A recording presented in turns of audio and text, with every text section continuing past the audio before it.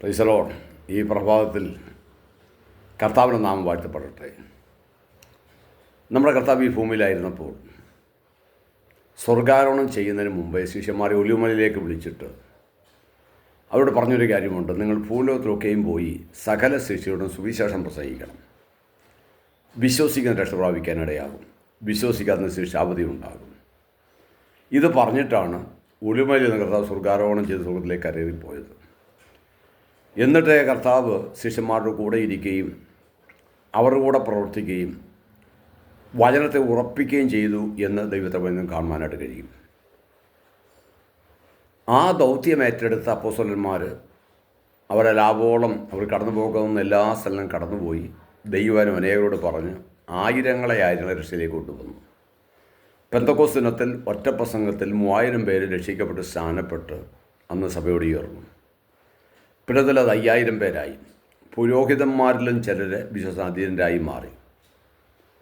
എങ്ങനെ 2000 വർഷമായി ഈ സുവിശേഷ ധ്വനി ലോകത്തിൽ ആവോളം എത്തിക്കുവാൻ കർത്താവിൻ്റെ ശിഷ്യന്മാരിൽ കൂടെ അത് ചെയ്തുകൊണ്ടിരിക്കുന്നു. ഇനിയും സുവിശേഷം എത്തേണ്ട അനേക സ്ഥലങ്ങൾ ഭൂമിയുടെ പരപ്പിലുണ്ട്.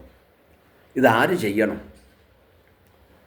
പലരൊക്കെ ചിന്തിക്കുന്നത് അതിന് നിയോഗിക്കപ്പെട്ട പലരൊക്കെ ചെയ്യട്ടെ എന്നുള്ള ചിന്തയിൽ പോകുന്ന വിശ്വാസികൾ പലരുമുണ്ട്. എന്നാൽ ബൈബിൾ എന്താ നമ്മോട് പറയുന്നത്? നിങ്ങളോ അന്ധകാരത്തിൽ നിന്ന് അത്ഭുത പ്രകാശത്തിലേക്ക് വിളിച്ചവൻ്റെ സൽഗുണങ്ങളെ ഘോഷിപ്പാൻ തിരഞ്ഞെടുക്കപ്പെട്ട ഒരു രാജകീയ പുരോഹിതവർഗവും വിശുദ്ധ വംശവും സ്വന്തം ജനവുമാകും. നമ്മൾ എന്തിനാ കർത്താവ് പാപത്തിന് അന്ധകാരം വിളിച്ചെന്ന് ചോദിച്ചാൽ ഈ കർത്താവിൻ്റെ കുറിച്ചുള്ള സുവിശേഷം, അതാ രക്ഷയെക്കുറിച്ചുള്ള വചനം മറ്റോട് പറയുക. പൗലോസ് അപ്പോസ്തലൻ പറയുന്നു, ഇത് ദൂതന്മാർക്ക് പറയാൻ അവകാശമില്ല. പിന്നെ ആര് പറയണം? കർത്താവിനെ രക്ഷകനും ഒക്കെയായി സ്വീകരിച്ച ദൈവമക്കൾ ഈ സന്ദേശം അറിയിക്കണം. ഇന്ന് രാവിലെ നമ്മൾ ചിന്തിക്കാനായിട്ട് പോകുന്ന ഒരു വചനമെന്ന് പറയുന്നത് റോമാലേഖനം 10-ാം അധ്യായത്തിലെ ഒരു വാക്യമാണ്. അവിടെ ഇങ്ങനെ എഴുതിയിരിക്കുന്നു, നന്മ സുവിശേഷിക്കുന്നവരുടെ കാൽ എത്ര മനോഹരം. അപ്പോൾ നന്മ പ്രസംഗിക്കുക ഒരു വ്യക്തിക്ക് ലഭിക്കാവുന്ന ഏറ്റവും വലിയ നന്മ. നമ്മൾ നന്മയെന്നൊക്കെ ഉദ്ദേശിക്കുമ്പോൾ കുറേ ഭൗതിക നന്മകളോ ലോകത്തിൽ കാണുന്ന സമ്പത്തോ ധനമോ മഹത്വമൊക്കെയാണ്. എന്നാൽ ബൈബിൾ അതല്ല പറയുന്നത്. ഒരു വ്യക്തിക്ക് ലഭിക്കാവുന്ന ഏറ്റവും നന്മയെന്ന് പറയുന്നത് അവൻ്റെ ആത്മരക്ഷയാണ്. അത് സുവിശേഷിക്കുന്നവരുടെ കാൽ എത്ര മനോഹരം എന്നാണ് പൗലോസ് ഓർമ്മപ്പെടുത്തുന്നത്. പക്ഷേ യഹൂദനൊന്നും യവനും വ്യത്യാസമില്ല. കർത്താവിൻ്റെ നാമത്തെ വിളിച്ച വിഷയം ഏവനും രക്ഷിക്കപ്പെട്ട ഒറ്റ മാർഗമേ ഉള്ളൂ, അത് യേശു കർത്താവാണ്. അതുകൊണ്ടാണ് പത്രോസ് പ്രസംഗികളോട് പറഞ്ഞു, മറ്റൊരുത്തലും രക്ഷയില്ല, രക്ഷിക്കപ്പെടുവാൻ ആകാശത്തിൻ്റെ കീഴിൽ മനുഷ്യരുടെ നൽകപ്പെട്ട വേറൊരു നാമവുമില്ല. തിമോഥെയോസിന് ലേഖനം എഴുതുമ്പോൾ പൗലോസ് പറയുന്നു, ദൈവം ഒരുവനല്ലോ, ദൈവത്തിന് മനുഷ്യർക്ക് മധ്യസ്ഥൻ ഒരുവൻ, എല്ലാവർക്കും വേണ്ടി തൻ്റെ ജീവനെ മറുവിലയായി നൽകിയ കർത്താവായ യേശു ക്രിസ്തു തന്നെ. കർത്താവ് തന്നെ പറഞ്ഞു, ഞാൻ തന്നെ വഴിയും സത്യവും ജീവനുമാകുന്നു, ഞാൻ മുഖാന്തരമല്ലാതെ ആരും പിതാവിൻ്റെ അടുക്കൽ എത്തിയല്ല. അപ്പോൾ നിത്യതയിലെത്തുവാൻ അഥവാ ആത്മരക്ഷ പ്രാപിക്കാൻ ഒറ്റ മാർഗ്ഗമേ ഉള്ളൂ, അത് കർത്താവായ യേശു ക്രിസ്തുവാണ്. പക്ഷേ യേശു ക്രിസ്തുവിനെക്കുറിച്ച് ജനം അറിയണമെങ്കിൽ ഇവിടെ പൗലോസ് ചില ചോദ്യങ്ങൾ ചോദിക്കുന്നു. ആരും പ്രസംഗിക്കാതെ എങ്ങനെ കേൾക്കും? ആരും അയക്കാതെ എങ്ങനെ കടന്നു പോകും? അപ്പോൾ പ്രസംഗിക്കാൻ അയക്കപ്പെടുന്ന ആൾക്കാരുണ്ട്, ഇത് പറയേണ്ട വ്യക്തികളുണ്ട്. ഇത് പ്രസംഗിക്കുന്നില്ലെങ്കിൽ എങ്ങനെ കേൾക്കാൻ കഴിയും? കേൾക്കാതിരുന്നാൽ എങ്ങനെ വിശ്വസിക്കാൻ കഴിയും? വിശ്വസിച്ചില്ലെങ്കിൽ എങ്ങനെ കർത്താവിനെ വിളിച്ചപേക്ഷിക്കാൻ കഴിയും? ഇതെല്ലാം ഈ പ്രോസസ്സ് നടക്കേണ്ടതാണ്. ഒന്ന്, വിശ്വാസവചനം കേൾക്കണം.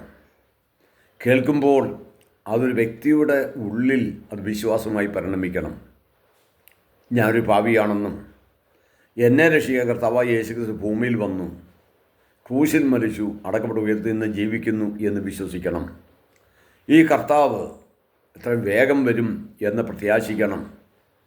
ആ കർത്താവിൻ്റെ നാമത്തെ നമ്മൾ ഈ ഭൂമിയിൽ ജീവിക്കുന്ന കാലയളവിൽ എപ്പോഴെങ്കിലും വിളിച്ചപേക്ഷിച്ച് കർത്താവിനെ നമ്മുടെ രക്ഷകനായി സ്വീകരിച്ച് പാവവഴികളിൽ നിന്ന് മാനസാന്തരപ്പെട്ട് മനം തിരിഞ്ഞ് നമ്മൾ ആത്മരക്ഷ പ്രാപിക്കണം, ജീവൻ്റെ പുസ്തകം നമ്മുടെ പേരുണ്ട് നമ്മൾ ഉറപ്പ് വരുത്തണം. ഇതെല്ലാം ഭൂമി ജീവിക്കുന്ന കാലം ചെയ്യേണ്ടതാണ്. അപ്പോൾ ഇവിടെ പൗലോസ് ചില ചോദ്യം ചോദിക്കുന്നു. പ്രസംഗിക്കുന്നവനില്ലാതെ എങ്ങനെ കേൾക്കാൻ കഴിയും? ആരും അയക്കാതെ എങ്ങനെ പോകും? ഇതെല്ലാം ഒരു ചോദ്യചിഹ്നമായി കിടക്കുക. എപ്പോഴും ദൈവം ഭൂമിയിൽ മനുഷ്യൻ അന്വേഷിച്ചുകൊണ്ടിരിക്കുന്നത്, ഞാൻ ആരെ അയക്കേണ്ടു, ആരെനിക്ക് വേണ്ടി പോകും. എത്രയോ ജീവിതങ്ങൾ നാശത്തിൻ്റെ പാതയിൽ കൂടെ പോവുകയാണ്. അവരടുക്കലേക്ക് കടന്നുപോയി യേശുവിനോട് ആത്മരക്ഷയെക്കുറിച്ച് പറഞ്ഞ് അവർ കേട്ടാലും കേട്ടില്ലെങ്കിലും അവരോടത് അറിയിച്ച് ചില ജീവിതങ്ങളിൽ കർത്താവിൻ്റെ ഭാഗത്ത് കൊണ്ടുവരുവാൻ ഉത്തരവാദിത്തപ്പെട്ട ദൈവമക്കളാണ് ഞാനും നിങ്ങളും. ആ ഉത്തരവാദിത്തം നമ്മൾ നിർവഹിക്കണം. വിശ്വാസത്തിൽ വന്ന ഓരോ വ്യക്തികളും ഇതൊന്ന് ഏറ്റെടുത്തിരുന്നെങ്കിൽ നമ്മുടെ ലോകം എന്നേ സുവിശേഷീകരിക്കപ്പെട്ടതിനെ. എത്രയോ കോടിക്കണക്കിന് ദൈവമക്കൾ ലോകത്ത് വിധമായ ഭാഗങ്ങളിലുണ്ട്. അവർ സഭയിൽ വരുന്നു, പാടുന്നു, പ്രാർത്ഥിക്കുന്നു, ആരാധിക്കുന്നു, അവർ ചില കാര്യങ്ങൾ അപേക്ഷിക്കുന്നു, ദൈവത്തിന് പ്രാപിച്ച് കടന്നു പോകുന്നു എന്നല്ലാതെ സുവിശേഷത്തിന് വേണ്ടി അല്ലെങ്കിൽ കർത്താവിനെക്കുറിച്ചുള്ള രക്ഷയെക്കുറിച്ച് എത്ര പേരോട് പറയാൻ നമുക്ക് കഴിയുന്നു? തുലവും ചുരുക്കം ചില ജീവിതങ്ങൾ മാത്രമേ ആ കാര്യത്തിൽ ഇടപാടുള്ളൂ. എന്നാൽ ഇന്ന് രാവിലെ നമ്മളെ കേൾപ്പിച്ച വചനമെന്ന് പറയുന്നത്, നന്മ സുവിശേഷയുടെ കാൽ എത്ര മനോഹരം. എന്തൊരു വായിക്കുന്നു, എങ്കിലും എല്ലാവരും സുവിശേഷം അനുസരിച്ചിട്ടില്ല. കർത്താവെ, ഞങ്ങൾക്കെതിരെ ആർ വിശ്വസിച്ചിരിക്കുന്നു. നമുക്ക് പറയാൻ മാത്രമേ ഉത്തരവാദിത്തമുള്ളൂ, ബാക്കി കാര്യങ്ങളെല്ലാം ചെയ്യേണ്ട ദൈവമാണ്. നമ്മൾ പറയുമ്പോൾ ഒരു വ്യക്തി കേട്ടെന്നിരിക്കും, കേട്ട ചിലരെങ്കിലും അനുസരിച്ചെന്നിരിക്കും, വിശ്വസിച്ചെന്നിരിക്കും. ആ വിശ്വാസം അനുസരണത്തിലേക്ക് കടന്നു വരും. അവർ കർത്താവിനോട് ജീവിക്കാൻ തയ്യാറാകും. ഈ രീതിയിൽ കർത്താവിൻ്റെ നാമം നമ്മുടെ ദേശത്തെ മഹത്വം എടുക്കണം. ഒരുപാട് ദുരുപദേശങ്ങൾ വ്യാപിക്കുന്ന ലോകം നമ്മൾ ജീവിക്കുക. സത്യോപദേശം ഇന്ന് മനുഷ്യന് വേണ്ട. ദുരുപദേശങ്ങളിലേക്കും അന്യായ ആരിലും കുടുങ്ങിക്കിടക്കുന്ന ജനതകളാണ്.